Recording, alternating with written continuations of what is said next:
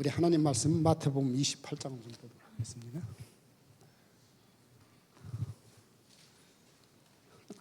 죄송합니다. 제가 2시 반에 시작한 데서 여유 있게 했는데 자, 마태복음이 아니고 사도행전 28장을 우리 한번 보도록 하겠습니다. 마지막 절 우리 한번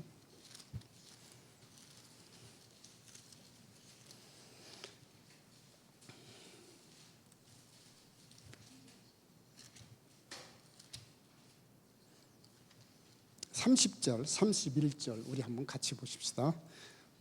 사도행전 28장 30절에서 31절. 바울이 온 이 대를 자기 셋집에 머물면서 자기의 오는 사람을 다 영접하고 하나님의 나라를 전파하며 주 예수 그리스도에 관한 모든 것을 담대히 없이 가르치더라. 아멘. 저와 여러분들은 지금 현재 사도행전 29장 속에 있는 전도자인 줄로 믿습니다. 지금 우리 예배 드리는 것도 오늘 선교 포럼하는 것도 사도행전 29장입니다. 참 감사하고 축복된 일입니다. 저는 그 93년도 또 정확하게 그 양수리 수양관 그 집회에서 다락방을 처음 접하게 됐습니다. 그 전에는 제가 어디에 영향을 받았냐면 혹시 여러분들 그 목사님 그 전주 안디옥교회를 좀 아십니까? 그 신학교를 다니면서 7년을 신학을 공부하면서 저는 그 선교에 대해서 마인드를 이렇게 계속 가지고 있었습니다. 그래서 선교 서클이라든가 선교 그 동아리 늘 거기에 관심이 있었습니다. 목사님 말씀 들어보니까 목사님도 보니까 계속해서 237 5천 종족 CCC에서 가서 모든 족속으로 뭘 삼아라? 거기 대표적인 저기가 그렇습니다. 그 흐름 속에 늘 237 나라를 바라보고 있는 그 CCC의 그 축복 속에 있었다고 말씀하셨는데 저도 신학교를 다니면서 계속해서 관심 가졌던 것이 어디냐면 선교였습니다. 그런데 그 전주 안디옥교회가 어떤 교회냐면 교회는 선교와 구제를 위해서 존재하는 것이다. 그 목표가 그렇습니다. 그 이동희 목사님이라고 지금은 제가 잘 모르겠는데 제가 그 90년도에 그 신학교 다니면서 몇 번을 한번 좀 가봤습니다. 보통 좀 깡통교회라고 합니다. 미군 막사 이렇게 반 잘라가지고 하는 것처럼 교회가 그렇습니다. 그래서 교회 재정의 60%는 선교와 구제를 위해서 쓴다는 겁니다. 그게 이제 그렇다. 교회는 전도란 말은 없고요. 선교와 구제를 위해서 있는 거다. 그래서 거기에 이제 막 은혜를 받아가지고 신학교 다닐 때부터 계속 선교를 저기 하고 그 교회도 몇 번 가보고 가봤더니 정말 그렇더라고요. 교회 재정의 60%는 선교와 구제로. 그래서 아니 무슨 교회에서 버스를 운행하느냐고 그 돈으로 선교해야지. 할렐루야. 그때는 은혜 많이 받았습니다. 아니 교회에서 무슨 점심에 도시락 다 싸가지고 오면 되지. 맞죠? 거기에 은혜도 있습니다. 그래가지고선 저도 저 교회를 저 강원도 동에서 개척을 하는데 말입니다. 그대로 했어요. 2층 여기는 그래도 170평이라고 말씀하셨는데 저는 35평에서 시작했습니다. 그래서 거기서 이제 월세 이렇게 내고 이렇게 해서 이제 3층 건물인데 그 교회 재정의 60%를 선교와 구제를 하고 40% 가지고 교회 월세내를 내야 되고 그러면 어느 날 목사님도 이제 그런 감정을 좀 하셨는데 어느 날 보니까 교회 돈이 5천 원밖에 안 남아요. 그거 가지고 한 달 제가 살아야 됩니다. 그래도 하나님이 다 채워주시는데 그런데 말입니다. 문제는 그게 문제가 아니에요. 교인들은 굉장히 은혜 받습니다. 우리 목사님 막 이거라가면서 목사님 못 드셔가면서 막 그 차도 안 사면서 막 계속 저기 한다고 하면서 선교와 구제만 하시고 하고 그렇게 한다면서 굉장히 좋아하고 은혜를 받는데 변함이 없는 거예요. 그게 키입니다. 변함이 없어요. 제가 하는 행동에 은혜를 받는데 변함이 없어요. 그것 때문에 이제 고민하는데 그 부산에서 어떤 청년이 출장을 와서 우리 교회에 이제 참석을 좀 하면서 가만히 내가 하는 거 메시지도 듣고 교회 하는 거 이런 것도 보더니, 목사님 국민일보에 한번 그 보면 그 유광수 목사님이라는 분이 집회를 하는데 그 광고가 나올 겁니다. 목사님 한번 거기 한번 참석해 보시죠. 근데 제가 보통 사람 말 같으면 잘 안 들었을 텐데 이 친구가 좀 생각 있는 친구예요. 유 목사님 그 집회 갔으니까 한번 들어보시는 것이 어떻겠냐고. 그래서 그렇구나. 그럼 한번 좀 왜냐면 내가 직접 저기 그 선교 그 전주 안두교에서 했던 것처럼 그렇게 했기 때문에 그거 가지고 한계를 느끼고 변함이 없는 그런 성도들의 모습을 보면서 한계를 느꼈기 때문에 그런 가운데서 그리고 이 친구가 이거 좀 생각 있는 친구이기 때문에 알았다고. 그래서 4월 30일로 제가 기억이 드는데 양수리 수양관 그래서 집회가 있다고 국민일보 신문에 내놨어요. 그래서 좋다. 이제 교회에서 돈 타가지고 서울에 있는 친구 불러가지고 이제 아침 일찍 가서 서울에 있는 친구 불러서 시컨 돌다가 저녁에 7시부터 시작하는데 그때는 3박 4일이었습니다. 그러니까 7시에 시간 딱 돼서 그 양수리 수양관에 갔습니다. 근데 놀란 게 첫 번째, 일단 다 목사님들만 모였는데 목사님들이 다 앞자리만 앉아 있고 뒷자리만 비어 있는 거예요. 그것에 놀랐습니다, 제가. 이게 뭐지? 보통 목사님들은 이렇게 뒤에서부터 이렇게 채워지거든요, 자리가. 앞에서부터 안 그런 게 없었거든요. 이게 뭐지? 그래서 첫날 예수가 누구라고요? 그 말을 하는데 내가 궁금했던 목회를 하면서 예를 들자면 제가 시골 교회에서 이렇게 컸는데 말입니다. 충남 아산이라고. 어떤 일이 있냐면 교회 시골 교회인데 누구 도움도 받지 않고 교회를 4번이나 건축했을 정도로 굉장히 건물이 크고 교회가 부흥되었던 교회예요. 근데 그 교회에서 어떤 일이 뭐냐면 우리 집 옆인데 아버지도 집사님, 어머니도 집사님, 그리고 제일 큰 아들이 저보다 1살 많은, 그래서 교회를 다니면서 성경 퀴즈 대회를 하면 늘 2등을 하던 친구예요. 1등은 목사님 아들이 하고 2등은 그 친구가 하고 그 다음에 나는 3등. 근데 늘 2등하고 성경 공부도 받았던 그 친구인데 어느 날 보니까 그 친구가 이제 울산의 현대 그 자동차에 일하다가 정신이 돌아가지고선 집에 와 있는 거예요. 크리스찬인데. 그것에 대해 저는 해답이 없는 거예요. 아니 교회 다니면 누구 말 맞다나 잘 돼야 되잖아요. 그 다음에 두 번째, 어느 날 보니까 나보다 2살 어린 그 동생이 또 정신이 돌아서 집에 와 있는 거예요.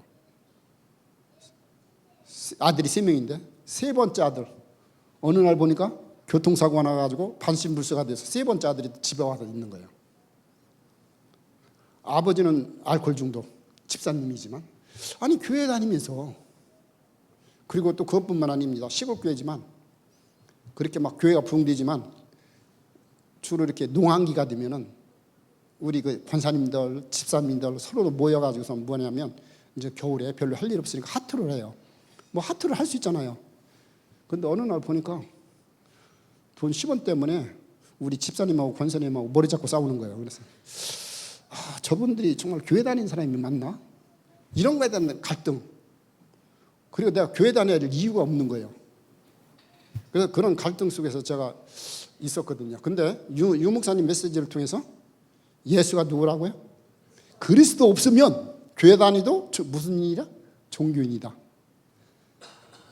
그거에 대한 답이 나온 거예요.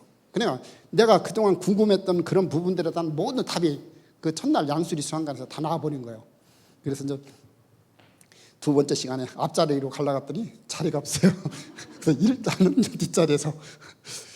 그래서 근데 이제 이 답이 나오니까 그래서 이제 3월 달에 4월 달에 있었고 5월 달에 저를 신학교를 보내고 했던 그 목사님이 와서 우리 교회 와서 이제 그 집회를 하게 됐어요.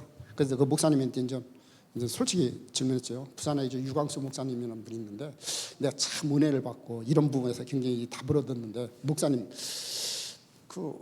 그래서 참 좋더라고 하면서 그러니까 그 목사님이 다락방에 대해서 알지도 못하면서 하는 말이 남자가 칼을 뽑았으면 뭐라도 베라?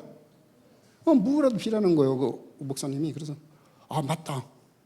그래서 왜냐하면 제가 3박 4일 동안 양수리 수영관 가서 집회를 하겠지만 다락방이 뭔지를 모르는 거예요. 이건 성경 공부인지 구역 공부인지 제가 감을 못 잡겠더라고요. 처음에는 좀 그랬습니다. 아마 지금은 다락방은 같은 말씀 공부지만 전도 중심으로 하는 거잖아요. 그렇죠? 그래서 그 당시에는 그걸 몰라가지고 뭐 구역 예배인지 성경 공부 그림인지 뭔지 모르겠고 그래서 그 목사님이 그러면 한번 집중해봐라 그러는 거예요. 그래서 1차 합수 훈련을 그때 간 겁니다. 그때부터 계속 이렇게 하게 이렇게 해서 전 교단도 탈퇴를 좀 제명도 당하고 이렇게 하면서 좀 제가 있던 교회가 그 3층이었지만 교회 땅도 사고 건물도 짓고 교인들도 있고 누가 와도 목회를 할 수 있을 때 2003년도에 왜냐하면 제가 말씀드렸던 것처럼 신학교 다닐 때부터 선교의 마인드가 계속 있었어요. 그리고 그걸 빠졌구나. 그러면서 유광수 목사님이 초창기에는 전도만 하고 복음만 얘기하고 그리스도만 얘기했지 선교는 말씀 안 하셨어요. 지금은 다 237로 좀 다 가 있지만 초창기는 그랬어요. 그래서 제가 늘 선교의 마인드가 있던 저에게 있어서는 그게 굉장히 궁금했습니다. 왜 선교를 말씀을 안 하시지? 그러면서 정확하게는 기억이 안 나지만 95년도 정도에 전주 안디옥교회에서 집회를 했습니다. 목사님 그거 참석하셨나요? 그래서 제가 그 다른 집회를 못 갔어도 거기는 꼭 갔어요.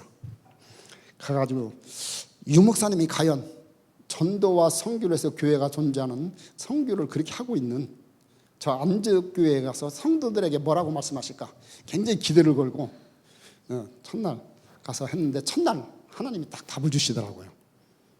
하나님의 관심은 선교 행위에 관심 없다. 하나님의 관심은 선교에 관심 있다. 할렐루야. 그거는 굉장한 의미가 있어요. 지금 한국 교회들을 비롯해서 미국 교회를 비롯해서 우리는 이만큼 했다. 자아실현. 우리는 선교를 이만큼 했다. 그게 저의 모습이었습니다. 거기서 깨졌어요. 저는 진짜 선교를 해야지 하나님은 무슨 행위에? 선교 행위에 관심이 없다는 거예요. 그래서 뭐 그날도 2박 3일 그 집회를 하고 있는데 다른 분들은 어떻게 들었는지 몰라도 저는 그거에 대해서 굉장히 마음에 와닿았어요. 맞다.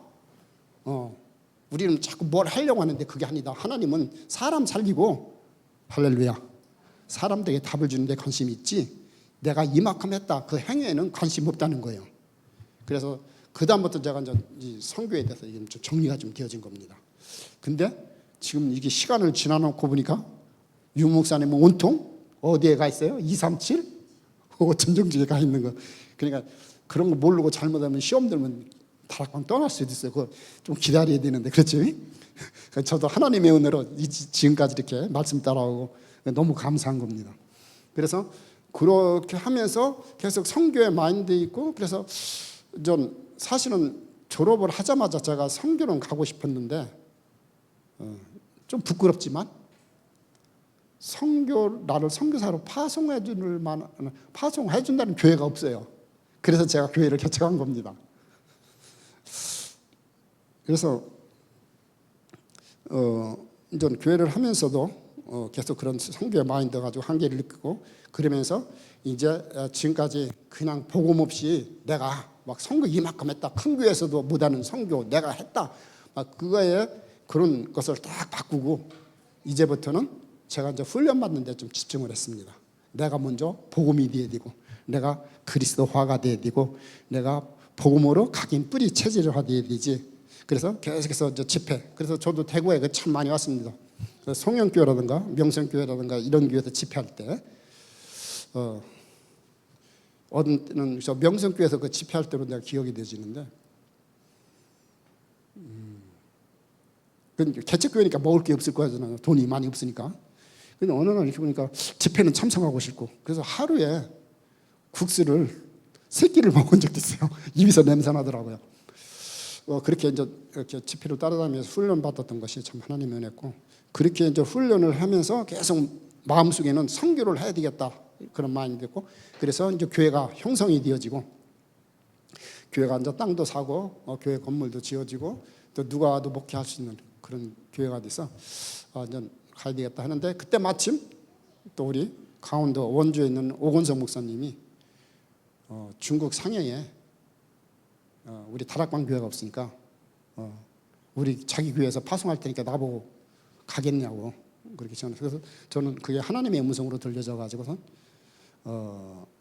그 중국 상해로 2003년도 가서 언어 4년 배우고 그 저는 뭐 언어를 그렇게 좀 많이 배웠지만 잘 이렇게 중국어로 지금도 잘 못하고 우리 사모님이 해서 하고 근데 이 중국은 좀 다릅니다. 뭐 목사님 선교를 전 세계적으로 다니셔서 잘하겠지만 좀 제가 인도에 가 있으니까 이 중국은 좀 많이 달라요. 좀 복음을 위해서 좀 준비되었다는 그런 생각이 좀 많이 드는 나라입니다. 그래서 이제 왜냐면 그 합숙훈련을 담당하는 김유인 그 과장님이라는 분이 뭐라고 얘기를 하냐면 다른 나라 필리핀이라든가 다른 태국이나 다른 나라 이런 좀 약간 경제적으로 어려운 나라에서 합숙훈련을 이렇게 신청이 들어오면 굉장히 자기는 피곤하고 힘들대요. 왜냐하면 그 이유는 우리 선교사님들이 얘는 사명자이기 때문에 돈 없으니까 좀 봐달라 막 이런 식으로. 근데 중국 오면 너무 좋다는 거예요. 왜냐하면 그 중국의 그때 합숙훈련비가 800유엔이었는데 800유엔은 보통 식당에서 한 달 일을 하면은 1,500유엔을 줬어요. 그러니까 800유엔으로 그 합숙훈련을 받으면 합숙훈련이 작은 비가 아닙니다. 그런데도 막 몰려드는 거예요. 그래서 중국에서 있을 때를 얘기 드린 겁니다. 그래서 나 돈이 없는데 훈련을 받고 싶다. 그러면 뭐라고 얘기하냐면 너는 아직 하나님의 시간표가 안 쓰니까 기다려라. 그렇게 엄격하게 한 거예요. 그러니까 그 다음부터는 어떻게 해서든 서로 놀라고 하는 거예요. 그래서 제가 2002년도에 가가지고 RTS까지 그래서 제가 이제 2013년도에 중국에 나왔을 때 말입니다. 제가 나왔는데도 훈련 시스템은 돌아갔어요. 할렐루야. 그게 복음 아닙니까? 내가 있으면 되고 내가 없으면 안 되고 그건 복음은 아닙니다. 내가 없어도 뭐 해야 돼요? 돌아가야 돼요. 그게 복음입니다. 그게 전도예요. 그래서 1차 합숙훈련 같은 경우에는요. 내가 있을 때는 제일 많이 했을 때가 152명이었는데 주로 이제 춘제 연휴 기간이라고 한 10일 동안 중국에서 휴가 지어지는데 그때 주로 이렇게 합숙훈련을 말합니다. 그렇지 않으면 10월 달에 국경절 기간에 하든지. 그래서 내가 이제 나와가지고 저 했던 그런 내가 없어도 돌아가는 거 시스템을 좀 제가 그래서 그 얘기를 왜냐면 제가 2010년도에 RTS 그 하다가 공안한테 걸렸어요. 크게 걸렸습니다. 그래서 공안이 직접 찾아와 가지고 당신 그거 하지 마라. 그래서 신학생들 다 돌려보내라. 그리고 또 여러 가지 막 각서도 쓰고 다음부터는 그러니까 중국에서는 법적으로는 현지인들에게 설교를 하거나 전도를 하면 안 돼요. 근데 내가 전언한 거거든요, 현지인들에게. 그래서 그 공안이 와가지고 각서를 쓰려는 거예요. 그래서 다시는 현지인들한테 그래서 봐준 거예요. 왜냐하면 그때 월요일부터 월요일부터 그 RTS 졸업 특강이 이상배 목사님을 모시고 하기로 했는데 토요일 날 공안이 찾아와서 그 일이 벌어진 거예요. 알고 봤더니 그 전에 신학생들이 모임을 갖다가 걸려가지고 저 신분을 다 드러나게 한 거예요. 공안에 잡혀가지고.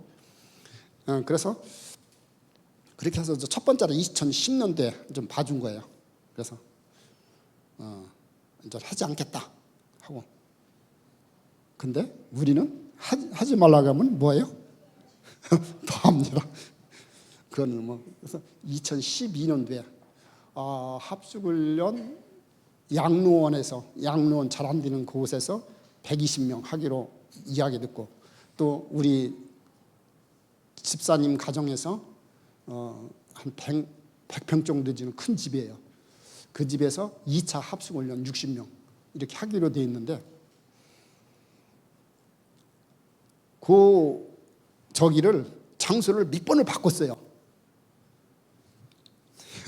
그리고 사역자들 아주 중요한 몇 명의 멤버들에게만 그 주소를 알려준 거예요.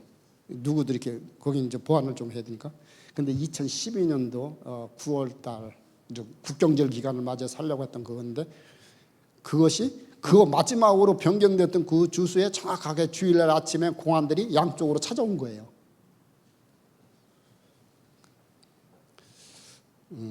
그래서 그때 한번 또 두 번째로 근데 다행히 제가 그 공안들 오는 그 장소에는 제가 없었습니다. 그래서 장소를 옮겨가지고 또 다 진행을 했고요. 그래 그 다음부터는 사실 제가 이제 블랙리스트에 올라간 겁니다. 그래서 시진핑 주석이 올라오면서 이제 저기를 하기 때문에 근데 그 중국 공안들은요 우리 선교사님들 내쫓는데 별 관심 없어요. 우리 뭐 선교사들 추방한다는데 걔들은 별 관심 없습니다. 제가 잡혀보니까 2번이나 잡혀보니까 별 관심 없습니다. 자기네 있는 지역에서 사고만 나지 말아야 돼요. 그게 굉장히 의미 있습니다. 그래서 제가 그 RT에서 그 특강을 하는 그 순간에 거기서 걸려버린 게 뭐였냐면 미리 와서 찾아와서 자기 있는 지역에 왜냐하면 그 선교사님들 30명이 모이고 신학생들 100명이 모이게 RTS생들이 모이게 돼 있거든요. 그 상해에서. 근데 그들이 원하는 게 뭐냐면 제발 자기 있는 지역에서 그런 일만 터지지 말아야 돼요. 선교사 30명이 만약에 문제가 생기면 그건 굉장히 큰 문제가 옵니다. 자기네끼리도. 법적으로는 다 구속시키면 되지만 미국 같은 데서 가만히 있질 않아요. 굉장히 그 종교 탄압으로 몰아가거든요. 그러니까 자기 있는 지역에서 그러니까 무조건 모이지 말고 하지 말라는 거예요. 그래서 좀 그런 상황에서 좀 정리가 좀 되어졌고요. 그래서 합숙훈련이나 뭐 이런 것들은 다 진행이 됐고, 우리 RTS 마지막 졸업 특강은 좀 못하고 다 애들 보내고, 뭐 거기에 따른 사연이 있습니다만, 자 그래서 이제 그다음부터 공안에 집중적인 시진핑 주석이 들어서면서 집중적인 공을 받으면서 저를 6개월 동안 따라다닌다는 걸 알았어요. 이상하게 내가 6개의 직위가 있는데 그쪽으로 가면마다 공안이 다 알고 있는 거예요. 이상하다. 왜냐하면 내가 처음에 잡혔을 때 그 간사하고 같이 데려갔는데 그 간사를 통해서 계속해서 그 친구는 나에게 공안들의 활동을 알려주고 그리고 공안들은 그 간사를 이용해서 우리를 흐름을 잡으려고 하는 거예요. 그러니까 서로들 막 이용하는 거죠. 근데 어쨌든 6개월 동안 저를 따라다닌 거예요. 알고 봤더니. 그래서 결국은 근데 제가 중요한 게 뭐냐면 내가 일거수일투족이 다 드러나면서 공안에 알고 있는 것을 보면서 나는 어항 속에 있는 물고기다. 얘들이 다 보고 있는 거예요. 언젠가는 나는 나가게 된다. 그렇다면 내가 나가도 돌아갈 수 있는 제자 시스템, 전도 시스템, 복음 시스템을 만들어 놓고 가야 되겠다. 할렐루야. 그래서 6개월 정도. 그래서 사실은 제가 마지막 3번째로 잡히던 그 순간에는 공안이 뒤따라오면서 하는 거 알고 있으면서도 일부러 그냥 다른 사역자 보내면 되는데 일부러 했어요. 왜냐? 우리 중국은 제 생각이요. 잘못된 건지 모르지만 저는 지금도 그 생각이 맞다고 생각하는데 중국은 현지인 목회자들이 많이 일어나고 있다. 할렐루야. RTS들이 일어나서 현지인 목회자들이 많이 일어나잖아요. 그러면 내가 있어야 될 이유가 별로 없어요. 그래서 저는 막 피해 다니고 막 그러지 않았어요. 그래서 전 보니까 막 설교하는데 설교하고 딱 저기 했는데 노크를 막 하는 거예요. 우리 그 미션홈에서 하는데. 근데 우리 관리한 그 집사님이 시끄러우니까 빨리 늦게 오는 신자인 줄 알고 문을 얼른 열어준 거예요. 근데 그 공안 10명이 이제 들어온 거예요. 그래서 이제 조사받고 그리고 뭐 10일 안에 나가라고 자기들이 비자를 만들어서 나한테 가져온 거예요. 1년짜리를 바꿔가지고 10일 안에 나가라고. 그래서 제가 말씀드렸지요. 6개월 동안 내가 없어도 뭐 할 수 있는? 돌아갈 수 있는 시스템을 그걸 벌써 해놓은 거예요. 그래서 그걸 했기 때문에 전 일주일 시간 있잖아요. 일주일 동안 내가 나가야 되고 그래서 토요일 날 제 멤버들 다 이렇게 모여라고 했어요. 그리고 파송 예배를 드린다고 했어요. 설교는 물론 제가 하고 다들 그래서 중직자들, 현지인 중직자들, 거기는 조선족도 포함되어 있고 중국 현지인 한족도 있고 우리 한국 사람도 있고 다 들어왔어. 그래서 이제 파송 예배를 어떻게 드렸느냐? 이제 내가 물론 설교를 하고 당신들이 나를 파송하라. 그리고 당신들이 나를 파송할 때는 당신들이 나를 뭐 해야 된다? 책임져야 된다. 왜 아멘 안 하세요?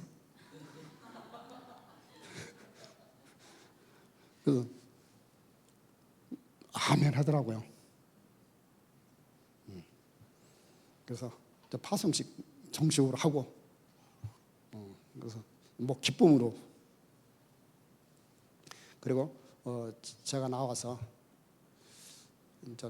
우리 중직자들이 그러더라고요.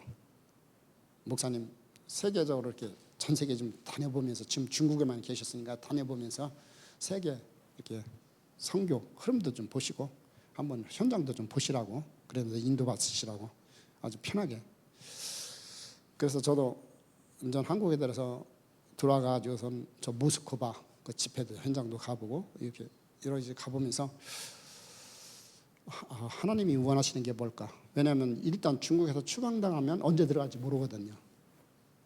그리고 그때는 뭐냐면 지금은 저 줌이 참 발달되어서 이렇게 되는데 그때는 저 스카이라이프라고 조금 줌하고 좀 비슷한 그런 미디어 저 시스템이 있습니다. 이거 스카이라이프라고. 그래서 그거 가지고 우리 중국 식구들 내가 좀 관리를 하면서 하는데 하나님이 자꾸 인도에 대해서 이게 관심을 갖게 만드는 거예요. 어느 나라에 가서도 복음을 전해야 되는데 그리고 제가 말씀드린 것처럼 중국은 40명의 선교사님들이 계시고 중국 현지인 목회자들이 많이 일어난다는 거예요. 그러면 내가 굳이 뭐 다시 다음에 중국에 문 열린다도 들어가고 싶은 마음이 없는 거예요. 이해가 되죠? 그래서 그분들이 다 알아서 사실 문제고 그래서 나는 어느 나라에 가야 되는가? 인구가 두 번째로 많은 인도. 자꾸 우리 관심이 가서 이제 선교천국에 이제 질문을 해봤어요. 그래서 우리 인도에 선교사님이 몇 분이나 계시냐고 그랬더니 RTS 출신 한 분이 계셨는데 5년 만에 철수했다는 거예요. 김정수 목사님이라고 계십니다. 그러면 인도 선교 현장을 알 수 있는 거예요. 그래서 지금 현재로서는 박성환 목사님이라고 데보라 그 부모님 되시는 분들 있잖아요. 그분들이 있는데 나이가 드셔가지고 저 벵갈루 저쪽 남쪽 쪽에 좀 시원한 데 있어요. 저기 영국 군인들의 그 휴양처, 그 벵갈루라는 그 지역에 있는데 잘 못 들어가시고 그냥 가끔 들어가서 사역을 하신다고, 몸이 나이가 드셔서. 그래서 사실은 인도에 선교사님이 없다는 거예요. 그러면 인도에 선교사로 내가 가는 것이 하나님의 계획이구나. 그래서 감사하게도 우리 식구들이, 우리 집 사람을 비롯해서 우리 모든 사람들이 좀 기쁘게 그거를 받아들여서 2012년도 10월 달에 중국에서 나와서 2013년도 3월 달에 우리 가족이 아무런 연구가 없어요.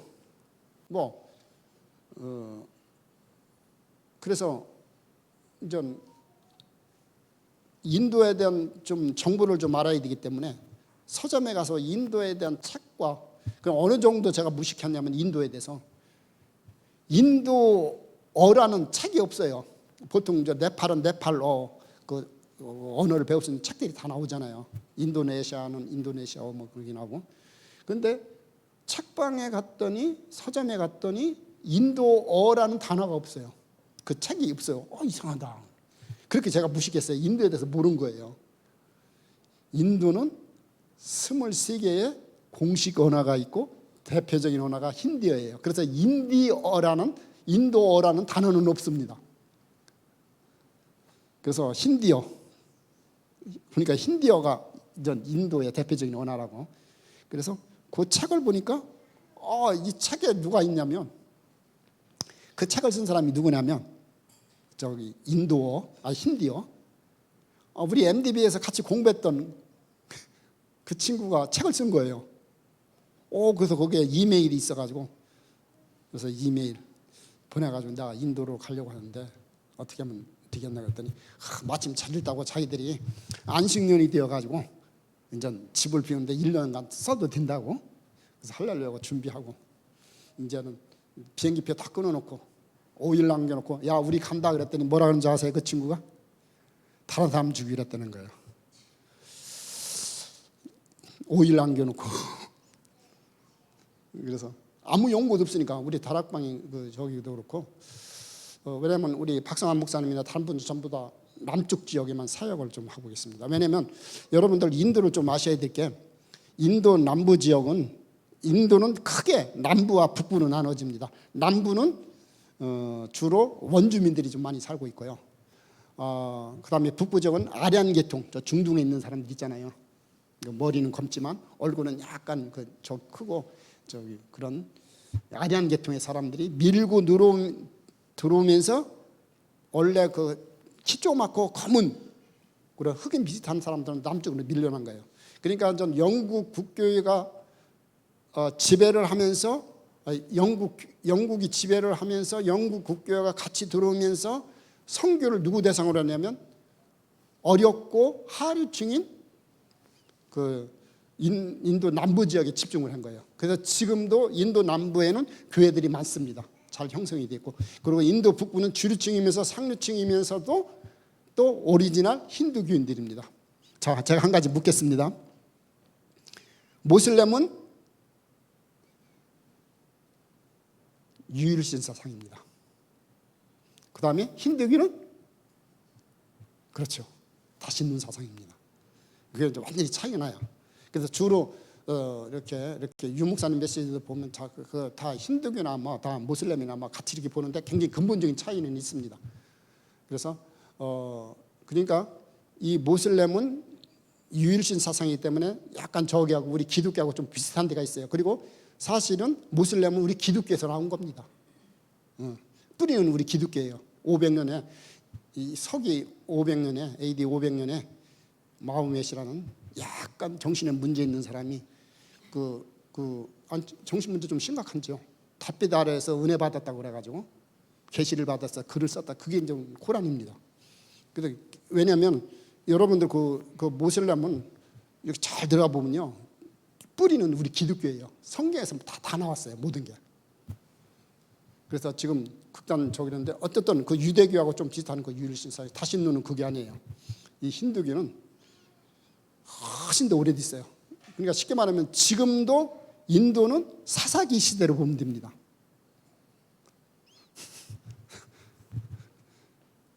사사 시대. 예를 들면 사사 시대는 그 사사가 정치 지도자도 되고 또 법률 지도자도 되고 또 종교 지도자도 되고 그 사사가 그랬거든요. 인도가 거의 비슷합니다. 그래서 인도 총리 그 모디도요 한 지역에 가면 그 지역에 질 우두머리는 힌두교 제사장 앞에 가서 무릎 꿇고 인사 한번 합니다. 그럼 무릎 꿇고 그것도 텔레비에서 보여줘요. 최고의 실권자인 모디 총리가 그 제사장 앞에 그 지역의 제사장 앞에 힌두교 제사장입니다. 그래서 어떻게 보면 좀 사사 시대에 살고 있는 그런 그 우리 힌두교라고 좀 볼 수는 있습니다. 그래서 제가 이제는 그런 곳에 가서 이제 어떻게 합니까? 다른 사람이 와서 들어오기로 했다니까. 그래서 우리 4명의 식구를 저기고 그래서 이제 게스트룸에 가가지고 게스트룸에서 있으면서 이제 집 찾아가지고 이제 제가 정리를 하고 해서 우리 아들은 거기에서 중국에서 1년 대학을 마쳤지만 거기에서 그 네루대라고 이제 국립대에서 그것도 얘기를 해야 되겠네. 우리 아들은 인도에 처음 갔을 때 중국어는 너무 잘했어요. 한국어보다 더 잘했습니다. 그래서 우리 딸하고 둘이 이야기할 때는 중국어로 얘기할 정도로 깊은 말은 왜냐하면 초등학교 6학년 때 갔기 때문에 애국가보다는 오성국가를 더 잘합니다. 그래서 군대에 갔을 때 좀 걱정을 좀 많이 했어요. 왜냐하면 속어를 못 알아들어요. 그렇지? 군대에서는 속어를 좀 많이 쓰잖아요. 그래 그런 말은 못 알아요. 그래서 좀 걱정을 했는데 웬걸 그건 내 걱정이었고 군대에서 더 있고 싶다 해서 6개월 더 있다 나왔습니다. 하여튼간에 참 재밌습니다. 자 그런데 이 아들이 뭐 했었냐면 워낙 놀기를 좋아하고 공부를 싫어했기 때문에 중국어는 뭐 잘하죠. 근데 인도에 오니까 영어를 쓰잖아요. 전부 다 영어를 씁니다. 기본적으로 미스터와 미스를 구별 못했습니다. 그러니까 얼마나 공부하기 얼마나 고생을 많이 했겠어요. 근데 하나님이 완전 은혜죠. 대학 정규 코스 거기는요 굉장히 엄격합니다. 우리 한국보다 더 엄격합니다. 교수의 권위가 뭐 이겁니다. 공부 엄청나게 시킵니다. 그런데 그 기간 내에 졸업을 했습니다. 사립대 갔으면 학비가 한 10배는 더 들었을 텐데 국립대 가가지고 하여튼간에 그것도 성교입니다. 자 그런데 그 아들이 지금 뭐냐면 지금 5개의 언어를 완벽하게 구사하고 있어요. 그러니까 뭐의 흐름 속에만 있으면 전도와 복음의 흐름 속에만 있으면 하나님이 뭐 하신다? 일하신다는 거예요. 정말입니다. 그래서 난 우리 아들을 보면서 야 너는요 거기서 일만 성실하게 하면 있어. 너도 그건 전도라 그랬습니다. 그래서 우리 목사님이 허리 아프셨을 때 저기 했던 것처럼 목사님이 와서 여기 있는 것만 해도 벌써 메시지 여기서 강단 지키신 것만 해도 저는 전도라고 이렇게 말씀을 드렸듯이 좀 우리 좀 아들이 그랬습니다. 그래서 그렇게 지금 현재 그렇게 하고 있고 지금 이제 공기업에서 일을 하면서 한국에서 진출하는 중소기업 그런 것을 담당하는 그런 코트라는 이제 무역관도 있고 일하기가 있는데 그런 중소기업을 담당하는 그래서 중소기업청에서 저기 하고 있는 그런 일들을 하고 있고 그래서 전 우리 그 이름 자체가 우리 아들 이름이 하영이거든요. 그러니까 사람들이 벌써 이름만 들어도 크리스찬인 걸 알아요. 그 사업하는 사람들은. 그래가지고 야, 너 하영이 너 말하는 거 보면 꼭 사기꾼 같은데 네 아버지가 선교사인 거 보니까 너 믿을 수 있다고. 왜냐면 얘가 그 사람들한테 그렇게 좀 잘 대우를 해줍니다. 잘 알고 인도에 대해서 잘 모르거든요 사람들이. 그러니까 인도에 대해서는 전 대학도 다녔고 뭐 하여튼간에 많은 시행착오를 겪었으니까 그래서 그런 일들을 좀 하고 있고 그렇게 하면서 아주 지금 한 번 더 자세한 거는 한번 좀 어디죠? 이거 보면서 자 여러분들 잘 알다시피 한국은 여기고 인도는 요겁니다.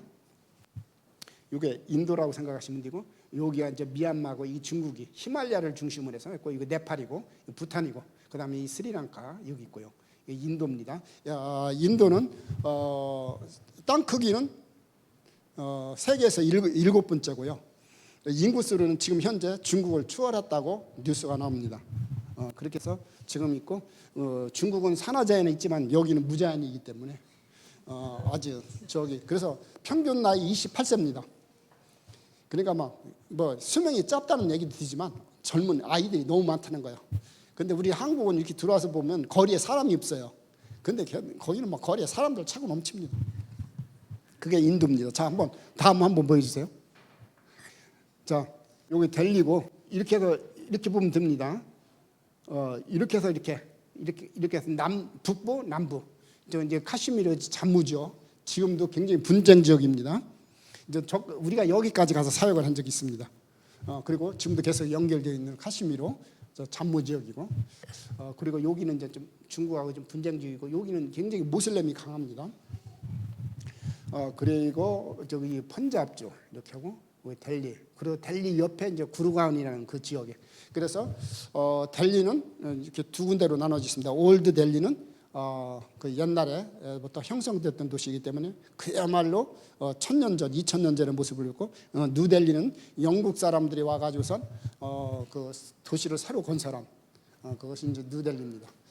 그리고 그 옆에 이제 금융도시라고 할 수 있는 우리 구르가운에 지금 저희들이 있으면서 좀 사역을 하고 있고요. 그래서 저희들은 좀 이 나자스탄 이쪽 유피주 모디 총리의 정치적 고향, 그리고 요 비하로 여기에 그 유명한 바라나시가 있습니다. 일단 좀 사진 나올 겁니다. 요 바라나시. 그리고 이쪽은 이렇게 이제 아까 근데 벵갈루는 여기죠. 여기는 여기. 그러니까 이쪽은 남쪽은 굉장히 교회 문화가 잘 발달되어 있고, 여기는 영국 군인들의 휴양지이기 때문에 아주 기운도 시원하고 아주 좋습니다. 제가 인도를 좀 알았더라면 저는 이쪽으로 안 갔을 거예요. 여기로 갔을 거예요. 여기. 근데 인도를 몰라가지고 갔는데 지금 보니까 인도를 잘 받았다는 생각이 들집니다. 왜냐하면 주류층이고 상류층이고 모든 것들이 이 정도이기 때문에. 그리고 이쪽은 이제 뭄바이, 이쪽은 뭄바이, 그 경제 수도죠. 뭄바이, 첸나인. 여기 첸나인은 저 현대자동차, 기아자동차 그 많이 들어와 있습니다. 그리고 이쪽 저기고 벵갈루 이렇게 되고, 이 고아는 휴양지고. 자, 이렇게 해서 이렇게 나눠지고, 사실은 여기로 해서 여기가 이제 방글라데시, 여기가 네팔, 여기 부탄. 그래서 여기까지 이렇게 연결되고 여기는. 그래서 이 동네는 지금도 굉장히 분쟁이 심해요. 그래서 우리 같은 사람이 들어가려면 여기 들어가려면 다 허가를 맡아야 돼요. 그래서 굉장히 분쟁지고 지금도 총도로 싸우고 결국 하는 지고. 그리고 여기는 제가 아까 말씀드린 것처럼 파키스탄과 굉장히 분쟁지이고, 여기가 유일하게 그 파키스탄과 인도가 이렇게 국경 육로로 통할 수 있는 거리인데 아주 그 굉장히 저기 한 그 저기고. 그래서 그렇게 보면 되고요. 이 펀잡주는 우리가 잘 아는 것처럼 머리에 터반 쓴 사람들 있잖아요. 그 시크교 거기가 많이 있습니다. 부자들이고 경제계를 이렇게 장악하고 있는 그런 사람들이 저 펀잡주의 시크교인들이라고 생각하면 됩니다. 그래서 그렇게 인도를 보시고요. 그래서 인도는 한마디로 표현하면 종교로 시작해서 종교로 끝나는 나라예요. 힌두교인들의 평생 소원 두 가지입니다. 첫 번째, 이전 겐지스 강이 이 히말라야 이 산맥을 중심으로 해서 이러는데, 여기에 이제 있는 바라나시 있는데 이 겐지스 강에서 한 번 목욕하는 겁니다. 힌두교인들의 평생 소원이. 근데 제가 볼 때는 물이 더러워서 들어가라도 안 들어갑니다. 근데 그들은 그렇게 생각 안 해요. 거기에 의미를 부여가지고 거룩한 물.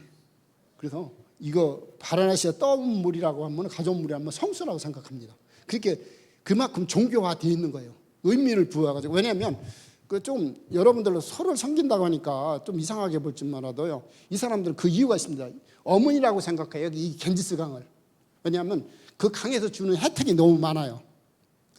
모든 농사를 다 지켜 만들잖아요. 그리고 그렇게 하니까 의미를 부여하는 거. 소도 마찬가지입니다. 소도 굉장히 혜택을 많이 주거든요. 일도 시킬 수도 있고 우유도 먹을 수 있고 그 다음에 더 중요한 거, 큰 재산이 있습니다. 소에서 나오는 큰 재산, 소똥입니다. 그 소똥은요, 그들이 큰 재산입니다. 창고처럼 막 크게 쌓아놓고요, 겨울에 그거 가지고 식사를 하고요, 그거 가지고 난방도 하고요. 그러니까 큰 재산입니다. 그래서 보통 집집마다 이 소똥을 이렇게, 그것도 여자분들이 주로 이렇게 만들어 가지고선 길에다 이렇게 널어 가지고선 말려 가지고선 겨울에 이제 땔감으로 쓰는 거예요. 그래서 그 땔감을 쓰니까 아마 여러분들 그 인구가 많다는 게 꼭 좋은 것만은 아니에요. 그 사람들이 다 떼봐요. 그 대기오염이 얼마나 심한지 아세요? 뭐 코가 시커매집니다.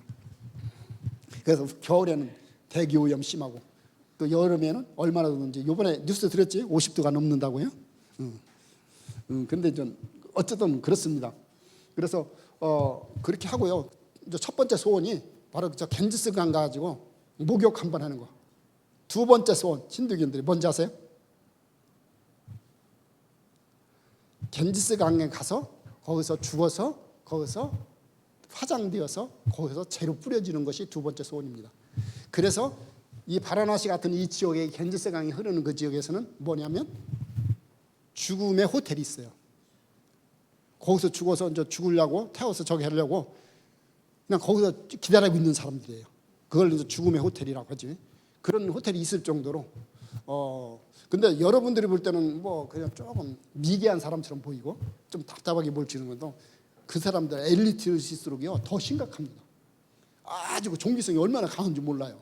여러분, 우리는 도저히 이해 안 돼요. 소 앞에 가가지고요 먹을 거 탁 주고. 근데 여러분들은 참 그걸 보면서 미개하다. 그래서 영국이 지배를 하면서 그거 바꾸려고 온갖 영국의 좋은 거 다 보여주면서 사실은 그 문화를 바꾸려고, 그 미개한 문화를. 그래서 얼마나 일본하고는 좀 다릅니다. 일본이 우리를 지배할 때하고는 좀 다릅니다. 영국은요 역시 기독교가 달라요. 영국 국교를 통해서 계속 그거 바꾸려고 했는데 바꾸기는 곳하고 자기들이 나갔고, 그렇지? 그래서 1945년대 영국이 물러갔고 지금은 남아있는 게 딱 두 개 문화밖에 없습니다. 기독교 문화는 하나는 뭐냐면 성탄절. 예수 그리스도는 간대없고 성탄절은 뭐하는 날? 선물 주는 날. 예수 그리스도 3억 개가 넘는 신 중에서 예수님의 서열이 몇 번째인지 아세요? 힌두교인들이 생각하는 예수님의 서열. 1위는 크리스천하고 뭐 시바신 뭐 이렇게 드리는데, 부처님은 서열이 거기가 고향인데도 불구하고 인도가 서열이 9번째. 부처님은 몇 번째 같아요? 예수님은 12번째입니다. 그만큼 그래서 모든 것에 의미를 부여하고 다 신으로 다 만들어 버립니다. 그래서 제가 말씀드린 것처럼 종교로 시작해서 뭐로 끝나는 나라? 종교로 끝나는 나라. 야, 그래서 저는 속으로 생각하기를 이 사람들에게 올바른 복음이 들어가면 복음으로 시작해서 뭐로 끝난다? 할렐루야. 절대 불가능해요. 목사님 가서 뭐 해보시고 메시지 이제 25일 가서 또 굉장히 저도 기대가 되어집니다. 목사님이 하실 일을 특별히 그것도 인도 북부에서 막 생각지도 못했던 일입니다. 하나님이 큰 역사를 하지 않겠냐. 저도 계속 기도로 동역하겠습니다만은 나는 정말 절대 불가능해요. 저 사람들 바꾼다. 태어날부터 종교성이 있어가지고. 그런데 제가 책을 하나 봤는데요. 어느 지역에 불교인이 들어가서 불교 지도자가 나와서 굉장히 좋은 일을 했는데 그 지역이 전부 다 불교화되었다는 책을 한번 읽은 적이 있어요. 그 말을 바꾸어 말한다면 복음 가진 자가 거기서 하나님의 역사, 그리스도 증거하면 그렇게 문화도 바꿀 수 있다는 얘기입니다. 할렐루야. 그래서 저는 절대 불가능같이 보이지만 거기서 그리스도는, 복음은 절대 가능을 좀 보게 된 거예요. 그래서 저는 그걸 보면서 가장 적연 지역 같이 보이지만은 우리 다락방 선교사님이 없다는 건요. 참 여러 가지 각도로 해서 볼 수 있어요. 우리 다락방에서는 선교 전략이 뭐냐면 강대국 전략입니다. 강대국 전략이에요. 그래서 강대국에 가서 거기서 2, 3칠로 가는 거예요. 그게 난 더 성경적으로 봅니다만은 일반 교회에서는 미전도 종주 국가로 그런 관점에서 봅니다. 그래서 인도에 한국의 선교사님이 1,000명이 넘게 와 있어요. 그래서 근데 이 복음이었고 이 성경적인 이 비밀이 없으니까 선교사님들이 다 고생하고 이렇게 또 뭐랄까 다 힘들어서 이렇게 다들 이렇게 굉장히 힘들어하십니다. 변하지 않으니까 영국 국교가 어마어마한 걸 두어서 그들 변화시키려는데 변화 못 시켰다니까요. 그들이 나갔지. 그 남겨놓은 것은 아까 제가 말씀드린 것처럼 성탄문화 하나하고 하나는 무슨 말이냐면 금요일 날 애들이 학교를 안 가요. 그래서 물어봤어요. 왜 학교 안 가니까 거룩한 날이래요. 알고 봤더니 부활절 그 3일 그 예수님이 돌아가신 날 그날을 거룩한 날로 지키는 거예요. 근데 의미도 모르고 걔들은 지켜요. 그러니까 그런 문화만 남겨놓은 겁니다. 그러니까 그리스도라는 그런 의미는 하나도 없고 이제 그런 차원에서 이렇게 볼 때 제가 볼 때는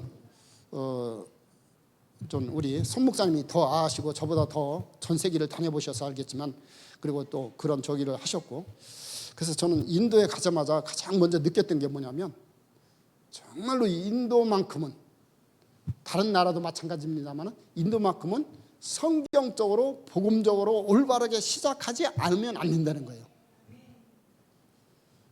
그러면 나도 힌두화 되어져요. 지금 대부분의 기독교인들이 또 한국의 선교사님들이 그렇게 많으니까 기독교가 2%에서 4%가 되지만 다 거의 다 힌두화 되어진 기독교입니다. 목사님 가서 보시면 알 겁니다. 저기도 그러니까요 예배 끝나고 나면요 다들 쭉 와요. 예배 이제 끝나고 나면 그래서 머리부터 내물어요. 뭐예요? 이거 해달라고. 뭐냐? 힌두교인들 구루라는 스승이 이제 스승을 이제 구루라고 하거든요. 굉장히 그건 제사장하고 똑같은 사람이에요. 구루라는 사람은 그 사람들이 이렇게 해주거든. 똑같아요. 힌두화된 그런 기독교인들이 있어요. 막 그러니까 복 받아라, 뭐 치유 받아라, 그리고 예수 믿으면 복 받는다, 건강해진다. 네, 다 그런 거. 왜냐면 그거 다 힌두교에 사는 거예요, 다.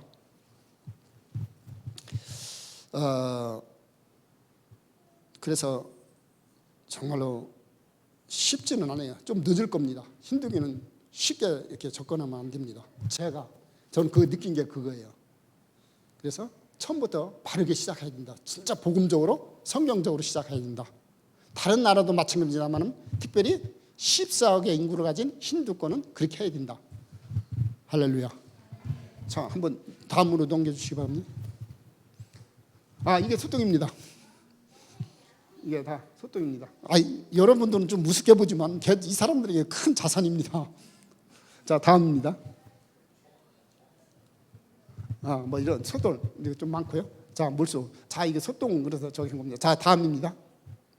자, 이렇게 소똥을 저렇게 이렇게 놓고 겨울 내내 이런 거 하나씩 꺼내다 태워가지고 이렇게 연탄처럼 쓴다고 생각하시면 됩니다. 자, 다음입니다. 자, 거리의 모습입니다.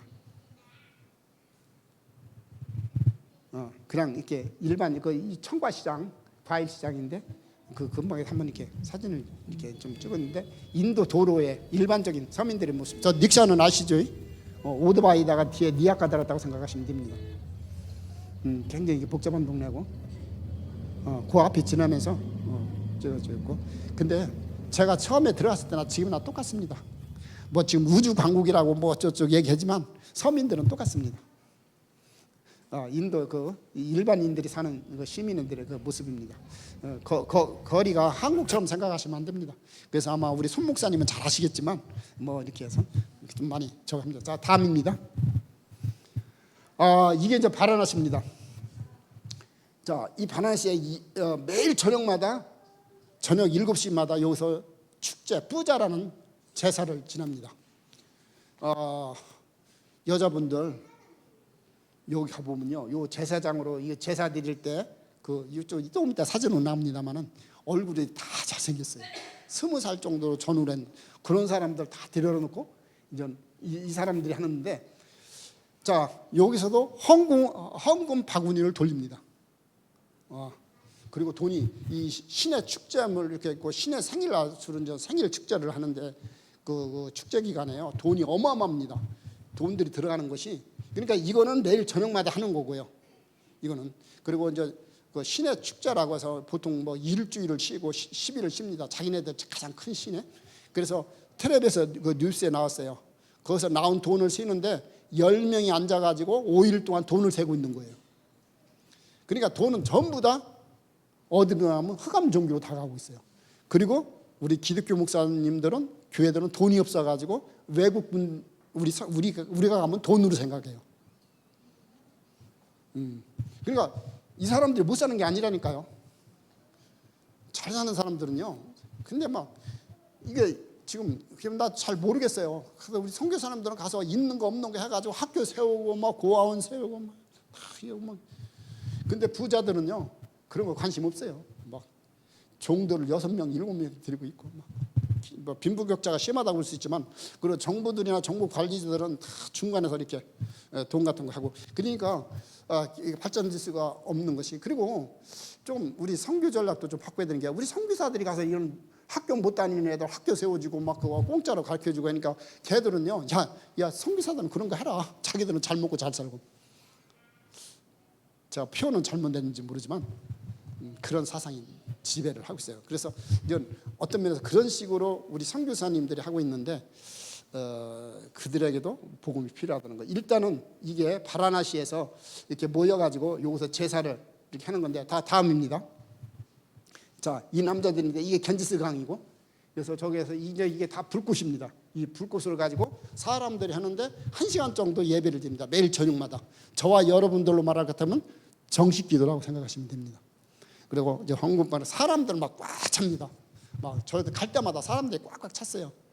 그래서 보고 이거 바라나시는데 아마 비행기로 한 1시간 10분인가 그 정도 걸리는 것 같은데, 근데 이 물이 그렇게 깨끗하지 않고 그렇지만 거룩한 강이고, 그리고 그들의 어머니라고 생각하는 그런 게 다음입니다. 자, 이게 뭔지 아시죠? 제가 말하지 않아도 지금 보시면 이거 그렇죠. 겐지스 강에서 화장하는 겁니다. 그래서 저거 돈 있는 사람은 나무를 많이 사가지고 시체를 완전히 태워버립니다. 근데 대부분의 사람들이 돈이 많이 없잖아요. 그러면 나무를 조금밖에 안 사요. 자, 그러면 나무를 조금만 사면은 시체가 어떻게 돼요? 타다가 그러면 소들이 와서, 개들이 와서, 염소들이 와서 뜯어먹고, 그리고 또 그것도 그렇게 하면 또 괜찮아. 그걸 또 강가다 버립니다. 모르겠어요. 하여튼간에 그렇습니다. 자, 이런 것들이 다 저기고, 근데 하여튼간에 우리가 가면 사진 못 찍게요. 영혼이 어디 떠나간다나 뭐한다나 하여튼 모르겠고, 일단 이런 것들이 지금 막 그 강가를 중심에서 막 쫙 나 있습니다. 그리고 막 이 나무를 파는 사람 막, 근데 또 하나, 여기 사진은 좀 안 나왔을 것 같은데, 이런 의식을 할 때 집행해 주는 사람이 있어요. 홀리맨이라고. 홀리맨이라고. 그 사람은 옷을 하나도 안 입었습니다. 남자인데. 그게 이제 홀리맨이라고. 근데 놀라운 게 뭐냐면, 김정숙 여사님이 혼자서 비행기 타고 가실 때 갔던 지역이 바로 이 지역입니다. 그렇게 생각하시면 됩니다. 그러니까 그렇게 사람을 홀려버려요. 그러니까 오죽했으면 한 번 더 가보고 싶어서 더 갔겠어요. 뭐 영적 답이 없는 분위기가 그렇지.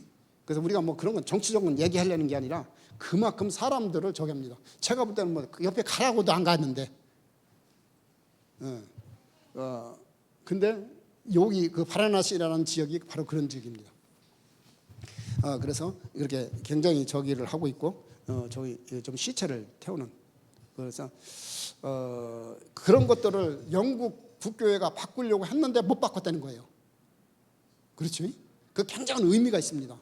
우리가 어설프게 그냥 학교 적당히 적어가지고 애들 교육시켜서 변화시켜, 그게 영국 국교에서 한 거예요. 근데 안 됩니다. 근본 뿌리가 바뀌어야 돼요. 할렐루야. 이 근본적으로 올바르게 시작하는. 그래서 저도 좀 늦더라도 나는 지금 가서 이사야 60장 있는 것처럼 지금 가서 대로를 수축하는 거다. 어떤 선교사님이, 우리 다락방 선교사님이나 복음 가진 선교사님 들어서 마음껏 복음 전할 수 있도록 힌디어로 복음 편지, 현장 복음 메시지, 새 생명 생활 이런 것들을 다 번역시키고 누가 들어와도 마음껏 복음 운동할 수 있도록 할렐루야. 대로를 좀 수축하고 그런 걸 준비해놔야지. 지금 어설프게 건물 먼저 져놓고 하면 거의 다 선교사님들이 건물 다 뺏기고 있습니다. 별 적이 없습니다. 그 말은 잘못됐다는 게 아니에요. 굉장히 그들 나름대로의 그 지금까지 모슬렘이 들어오면 모슬렘을 힌두화 시켜버리고, 시크교가 들어오면 시크교도 힌두화, 기독교도 힌두화를 시켜버려요. 그게 수천 년 동안 내려왔던 힌두교의 문화예요. 그래서 차라리 모슬렘은 그 자리에서 투드려 패잖아요. 안 된다고. 그 우상이라고 막 그러는. 얘들은 그게 아니에요. 다 받아주는 척 하면서 자기화를 시켜버려요. 지금까지 그렇게 해왔어요. 그래서 제가 지금 말씀드린 게 계속 그거 강조하는 겁니다. 정말로 올바른 뭐로 시작하지 않으면 안 된다? 올바른 복음. 정말로 성경적인 방법으로 해야 돼요. 그래서 저도 좀 늦지만, 그래서 차라리 어떤 면에서 우리 다락방 선교사님들이 어설프게 하려고 저 5년 만에 나가고 그러려면, 그 문화 충격을 받아서 5년 만에 나가고 막 그럴 것 같으면 차라리 어떤 면에서 안 두는 것도 괜찮다 그래요. 진짜 성경적으로 복음적으로 시작하지 않으면 안 되는 나라, 이 힌두권입니다. 다음입니다. 자, 그런 중에 우리 목사님들이 모여서 지금 성경 공부하고 저기 집중 훈련하는 거예요. 할렐루야. 여러분들 이거 요 사람이 누군지 아세요? 델리에 있는 아시 목사라고 내비게이터 출신입니다. 젊은이들 많고 아주 똘똘합니다. 또 가서 봤는데 아주 훈련 잘 시키고 젊은이들이 굉장히 많고 대학도 다 장악하고 있습니다. 대학도 굉장히 사역을 잘하고 있습니다. 근데 문제는 뭐냐? 자기 남동생이 정신 문제가 왔는데 거기에 대한 해답이 없는 거예요. 자기도 틈만 나면 어떻게 돼요? 틈만 나면 막 힘들어가지고 쭉 늘어지는 그런 영적인 문제가 있어요. 그런 거에 대한 답을 없는 거예요. 그래서 이분이 뭐라고 얘기를 하냐면, 자기가 한국 선교사님들, 미국 선교사님들 많이 만나봤지만 성경 공부에 대해서는 너무 잘 알고 잘 가르쳐줬는데 복음에 대해서는 지금까지 이렇게 정확하게 말씀해 준 분이 없다는 거예요. 그래서 저보고 중국에서 추방당한 거 하나 앞에 감사하고 있다는 거예요. 그렇지 않았으면 제가 어떻게 해서 이 복음을 들을 수 있겠느냐 이거예요. 아주 똘똘한 친구입니다. 우리 지금 저기 보내겠죠. 세상만 세상하라고 저기 복음 편지 힌디어로 복음했고, 근데 이제 지금도 이렇게 미국 성경, 한국 성경 연결돼 있어서 이렇게 우리를 확 따라오지는 못합니다. 그래서 우리는 좀 기다려주는 중이에요. 그런데 요 딸내미 중에 또 시편을 다 암기할 정도로 그런 영적인 렘넌트들이 일어나는데, 하나님의 계획이 어디에 있는지 아주 굉장히, 이 친구는 좀 그렇습니다. 그리고 지금 현재 이 친구는 굉장히 우리의 흐름에 주역으로 동참하고 있는, 모든 인도 목회자들 이 복음 들어야 된다고 자기는 그 일에 헌신하고 싶다는 거예요. 할렐루야. 이 목사님이고, 이거는 아까 저기 말한 것처럼 저쪽 북측 지역에, 군사 지역에 저기 인도 군인의 70%가 가 있는 잠무 카슈미르 지역에 있는 목사님. 이게 막 거기는 가보니까 전화도 다 끊기고 인터넷도 안 돼요. 거기 전화를 써야 돼요. 그러면 그만 통제한다. 같은 인도 전화인데도. 그리고 여기 있고 우리 단 목사님이죠. 일단은 내가 대표적인 목사님, 요 목사님이 성경 공부는 그렇게 많이 했어도 그런 자기 문제에 대한, 자기 동생이 정신 문제가 왔는데 거기에 대한 답을 못 주고 있는데 우리 복음 만나서 답을 얻은 거예요. 할렐루야. 난 이거 생각할수록, 그러니까 우리를 얼마나 가면 소중하게 여기는지 모릅니다. 델리에서 아주 지금 사역을 참 재밌게 하고 있습니다. 자, 다음입니다. 그 친구들이 모여가지고 이 사람이 누군지는 알죠? 이거 저 다음입니다. 여기가 지금 있는 곳이, 지금 여기가 우리 집에서 했어요. 우리 집입니다. 그 저인데 그 좀 뭐랄까, 하나님이 우리 렘넌트를 축복하신다는 말이, 그런 말이 있어요. 그 저희들이 사는 그 우리의 아들이 사는 그인데 빌라촌인데 굉장히 뭐랄까 상류층이 사는 동네예요. 그러니까 아까 우리 손성진 목사님이 이렇게 얘기했는데 거기에 있는 자녀들은 다 미국에 가 있을 정도로 그런 상류층 그런 사람들인데, 그럼에도 불구하고 벌써 거기에 그 부유한층에 정신 문제 있는 사람도 다 힌두교인인데 정신 문제 있는 사람들이 복음 받을 사람들이 또 기다리고 있습니다. 참 좋습니다. 여기는 에드먼드 목사님 교회 저기고 이것도 저 델리 공항 근방에 있는 그 저기인데 아주 참 저하고 말씀 공부를 좀 하고 있는, 자 다음입니다.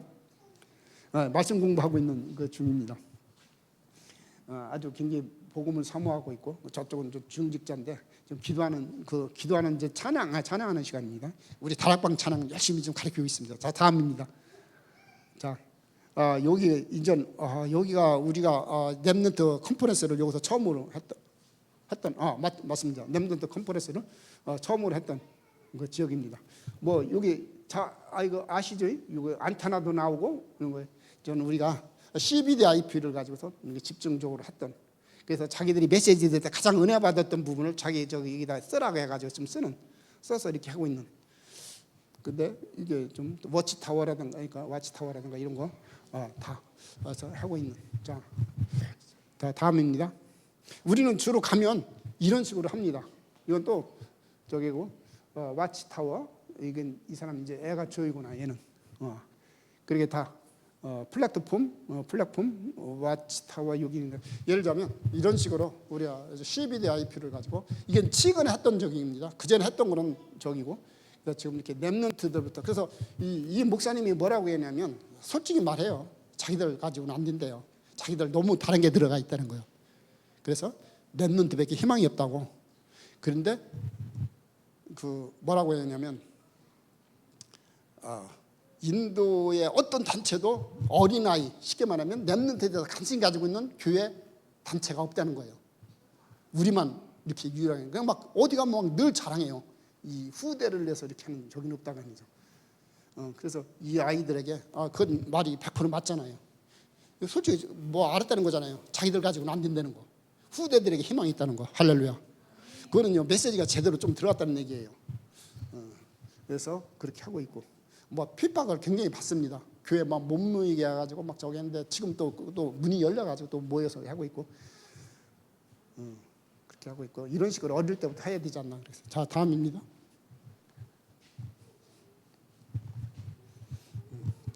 참, 여러분들에게 좀 자랑 좀 해야 되겠어요. 우리 사모님이 힌디어로 메시지 하는 중입니다. 할렐루야. 아니 영어도 아니고 무슨 언어? 나이가 60이 다 돼가지고 배워가지고.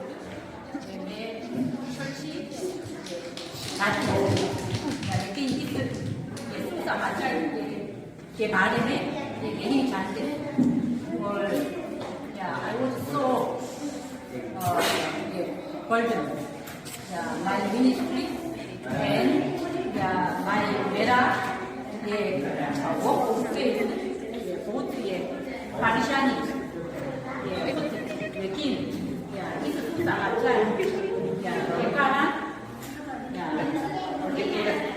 परमेश्वर ने मसीह के द्वारा मुझे ये सच्चा ये रिवलेशन दे दिया, इसलिए I am so surprised. And then मैं पेस्टर चोई के द्वारा इस समाचार स्वीकार किया, इसलिए पेस्टर चोई के कारण I also so surprised. 자, 그래서 우리가 이런 것들은 좀 여기에 유튜브가 다 되기 때문에 우리 다락방 내에서 하는 거 좀 이렇게. 그래서 얘들이 참 지금 난제점이 뭐냐면 찬양이 우리하고 곡이 달라요. 꼭 그 무당들이 하는 그 장승곡, 얘들 찬양이 그렇습니다. 아주 듣기 싫어요. 그래서 우리 다락방 찬양 있잖아요. 1년 내내 했는데도 애들은 힘들어요. 그래도 해야 돼요. 왜냐하면 우리 다락방 메시지는 다락방 찬양은 메시지예요. 그 메시지가 다 들어있거든요. 막 억지로 해도 막 만나면 우리는 막 다락방 찬양 막 저거 기도의 망대 기도 막 이런 거. 그래서 지금은 좀 따라하고 있습니다. 할렐루야. 뭐 어쩔 수 없어요. 그렇잖아요. 왜냐면 그 문화 자체가 그 막 찬송가도 그렇고 얘들은 근데 막 그러다가도 자기네들 그 힌디어로 자기네들 부르던 찬양 나오잖아요. 막 신나가지고 막 그 아프리카 사람들이 막 찬양하듯이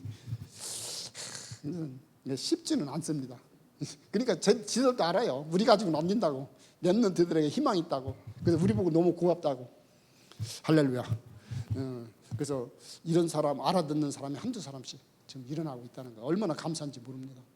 그래도 많지는 않지만 하나님. 그래서 저는 처음부터 이렇게 차곡차곡 그래서 여러분들이 볼 때 막 큰 신학교를 세우고 RKS를 세우고 학교를 세워가지고 막 하면 또 그 능력 있는 분들은 또 그렇게 하시면 되고 저 같은 경우에는 그런 걸 할 수는 없고 또 그런 거 하고 싶지도 않고 처음부터 저렇게 해서 이들이 응답받아서 이들이 학교 세우고 이들이 교회 세우고 할렐루야.